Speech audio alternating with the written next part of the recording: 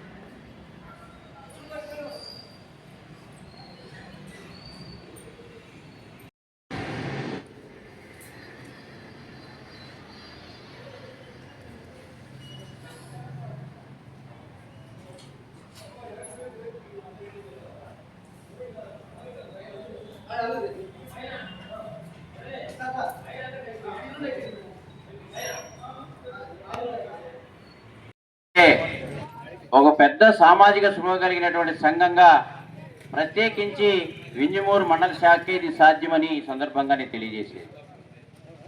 మండల శాఖలు విడివిడిగా నిర్వహిస్తాయి.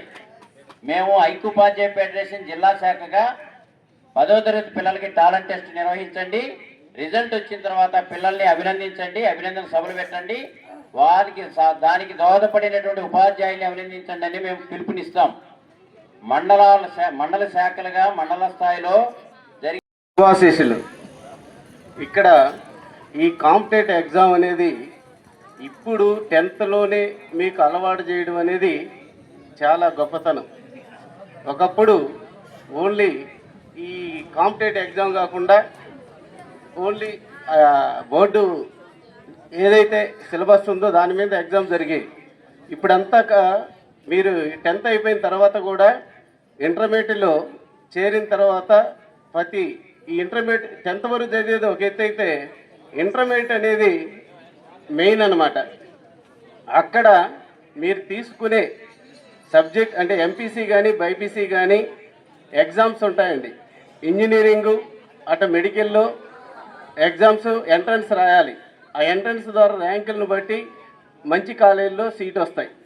దానికోసం ఎంతో కష్టపడాలి, చాలా శ్రమ పడితేనే ఈ నీట్ అనేది మొత్తం మన శ్రమతో కూడిన పని. అందుకోసం ఇప్పుడు మన నెల్లూరు డిస్టిక్ మొత్తం మీద కూడా నెల్లూరు తర్వాత మన ఇంజమూరు ఎడ్యుకేషన్ సెంటర్ అనేది మెయిన్. నెల్లూరు తర్వాత ఉండే ఎడ్యుకేషన్ సెంటర్ ఏంటంటే ఇంజమూరులోనే బాగుంటుంది, స్టడీ బాగుంటుంది అనేది ఒకటి ఉంది.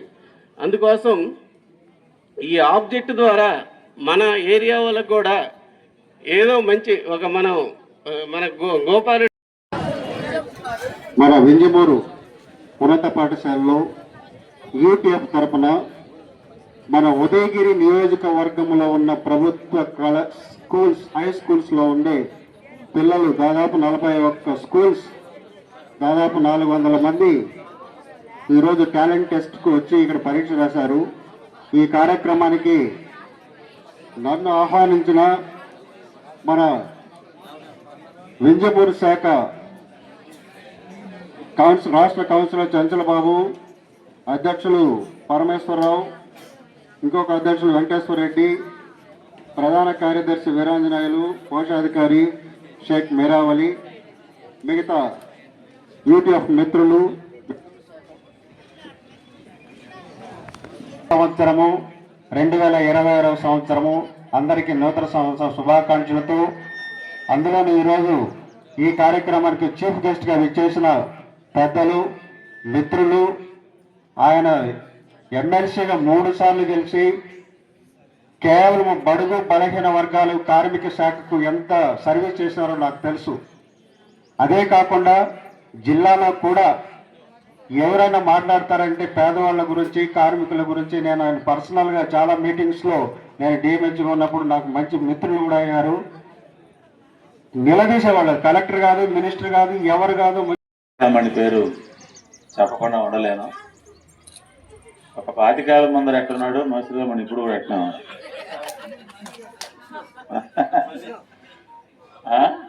అప్పుడు కూడా ఎట్టున్నాడు, ఇప్పుడు కూడా ఎట్టనే ఉన్నాడు. ఆయనే ముందు, మళ్ళీ ఇంకొక ఆయన వచ్చే ముందు. అలా ఉండాలి.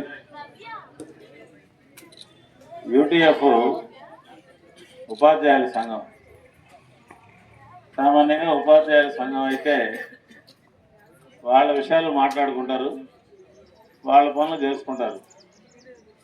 కానీ యూటీఎఫ్ ఉపాధ్యాయ సంఘం అలాంటిది కాదు. ప్రపంచం అంతా బాగుండాలా, సమాజం అంతా బాగుండాలా, అన్నిటికంటే మించి మా దగ్గర చదువుకునే పిల్లలు బాగుండాలా అని కోరుకునేటటువంటి సంఘం అది. అందుకనే ఈరోజు వింజమూరులో 40 పాఠశాలల నుంచి 41 పాఠశాలల నుంచి ఒక్కో పాఠశాలల నుంచి 10 మంది దాకా పిల్లల్ని ఇక్కడికి పిలిపించారు. మీరందరూ ఉదయం నుంచి ఏమి మీకు చెప్పారో, మీరు ఏమి రాశారో, ఆ ప్రశ్నాపత్రం ఏందో నాకు తెలియదు, నేను చూడలేదు దాన్ని. కానీ నేను ఒక మాట మాత్రం చెప్పదలుచుకున్నాను. పిల్లలందరూ ఒకటి కాదు, పిల్లలందరూ ఒకటే కాదు. ఏ పిల్లకు, ఏ బిడ్డకు ఆ ప్రత్యేకత ఉంటుంది, ఏదో స్పెషల్ ఉంటుంది. ప్రకృతిలో ఉన్న గొప్పతనం ఏంటంటే ఏ ఒక్క మనిషి ఒకే రకంగా లేరు, ఇద్దరు ఒకే రకంగా లేరు, ఎవరి ప్రత్యేకత వాళ్ళకుంటుంది. చేశారు. వింజమూరులో చాలా కాలం నుంచి యూటీఎఫ్ ఇటువంటి ఒక మంచి కార్యక్రమాన్ని నిర్వహిస్తుంది.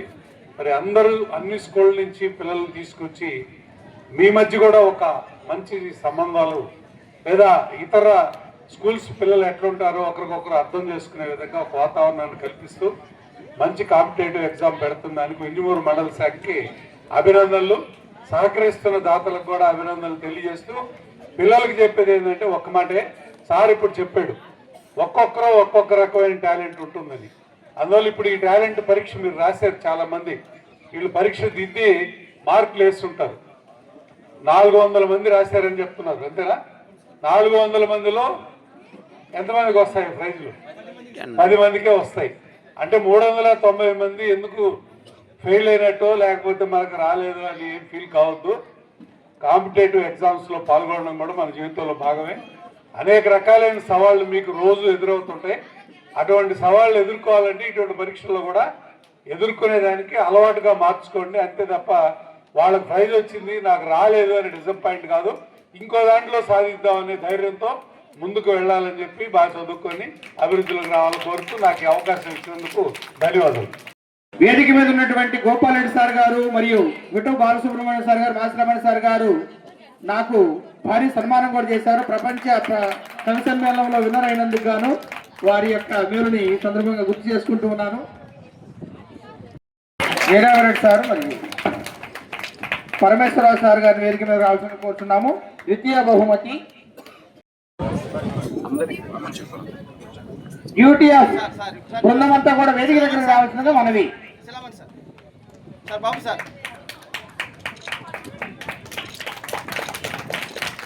బహుమతి ఈనాటి తృతీయ బహుమతి 8,000 రూపాయల ప్రైజులు అందించినటువంటి దాత మన మాసులమణి సార్ గారిని విద్యార్థుల యొక్క ఉన్నతి కోసం నేను ఎప్పుడు ఉంటాను అని ఉంటారు మన యొక్క మాసులమణి సార్ గారు. వారికి ప్రత్యేక ఉద్యమాభినందనలు.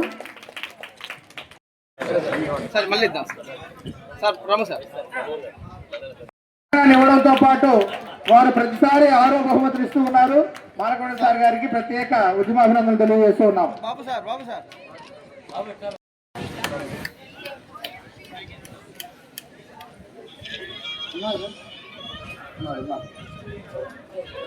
తదుపరి 7వ బహుమతి దారుపనేని చినవెంగయ్య సార్ గారిని సన్మానం అందుకోవాల్సిందిగా కోరుచున్నాము. తర్వాత 8వ బహుమతి 9వ బహుమతి అనుపల్లి సునీత టీచర్ గారిని వేదిక మీద రావాల్సిందిగా కోరుచున్నాము. సునీత మేడం గారు రండి. భాస్కర్ సార్,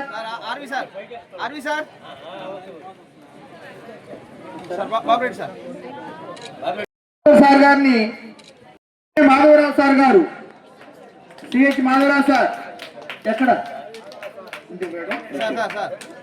తర్వాత 10వ బహుమతి సిహెచ్ సీతారామ జయరామ్ సార్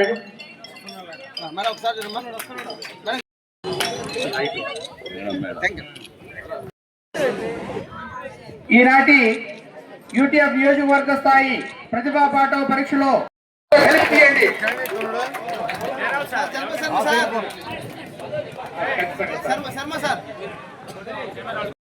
తర్వాత 9వ బహుమతి జి చరణ్ జెడ్పీ బాయ్స్. రండి మేడం, జెడ్పీ బాయ్స్ అంటారే ఇప్పటికే సమయం. పాపం జెడ్పీ బాయ్స్ వాళ్ళు ఏడే ఉంటారు, మిగతా ఊరు వాళ్ళు ఉన్నారు, అగ్ర శ్రేణిలో ఉన్నారు వాళ్ళంతా. ఇప్పుడు రాలేదా? అదే విధంగా 8వ స్థానంలో జెడ్పీ హై స్కూల్ గుండెమడగల ఉన్నత పాఠశాల 8వ బహుమతి అందుకోసంగా కోరుతున్నాము. 72 మార్కులు. ఏమంటారు సార్? తదుపరి 5వ బహుమతి వి రేవంత్ జెడ్పీహెచ్ఎస్. తర్వాత 4వ బహుమతి జి ధీరజ్ కుమార్. ఓకే, 2000 కూడా ప్రత్యేక అభినందనలు సార్. సూపర్. మీరు ఈనాటి నియోజకవర్గ స్థాయిలో ద్వితీయ బహుమతి, ద్వితీయ స్థానం. గట్టిగా చప్పట్లు. Very good, congrats. పేరు పేరున ధన్యవాదాలు తెలుపుతూ వాళ్ళ ఉపాధ్యాయులందరూ ఫోటో దిగిన తర్వాత స్టాఫ్ ఆ మొదటి విద్యార్థితోటి ప్రత్యేకంగా ఫోటో దిగవలసిందిగా మనవి. మిగతా మీ ఫోటో అయిపోయింది సార్. దయచేసి ఇప్పుడు